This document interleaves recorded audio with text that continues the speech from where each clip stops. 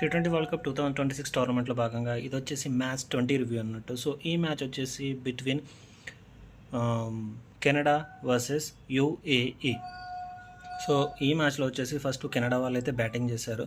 So వాళ్ళు 20 ఓవర్స్కి గాను 150 runs చేసి 7 వికెట్స్ అయితే కోల్పోయారు.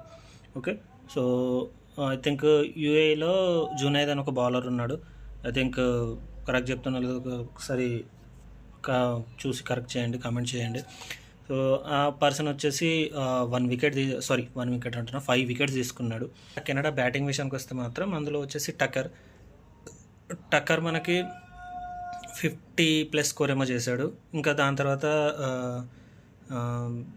ఆ పర్సన్ పేరు దల్హీవాలానో ఏదో ఉంది పేరు. సో ఆ పర్సన్ వచ్చేసి ఒక 30+ ఏమో స్కోర్ చేశాడు. సో మిగతా బ్యాటర్లు అంతకేం ప్రభావం అయితే చూపెట్టలేదు. సో వాళ్ళు 20 ఓవర్స్కి కానీ ముందు చెప్పినట్టు 7 వికెట్స్ కోల్పోయి 150 ఏమో స్కోర్ చేశారు.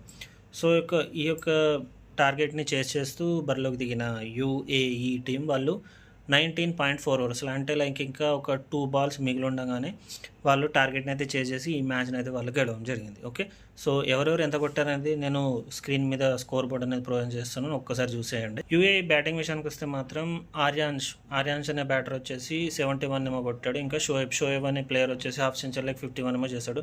సో ఇక మ్యాచ్ అనేది గెలవడంలో వీళ్ళిద్దరే చాలా పెద్ద కాంట్రిబ్యూట్ అనేది చేశారు.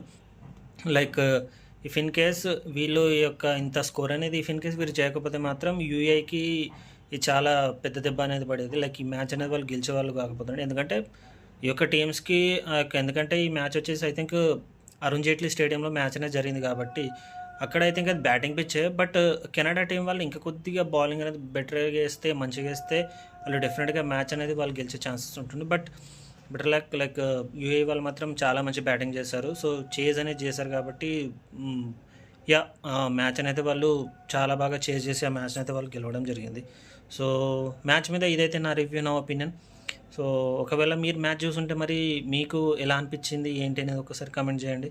అలాగే నా ఛానల్ నచ్చితే నా ఛానల్ ఒకసారి సబ్స్క్రైబ్ చేసుకోండి. సో అప్పటి వరకు ఉంటా. This is Vikram Rathod signing off.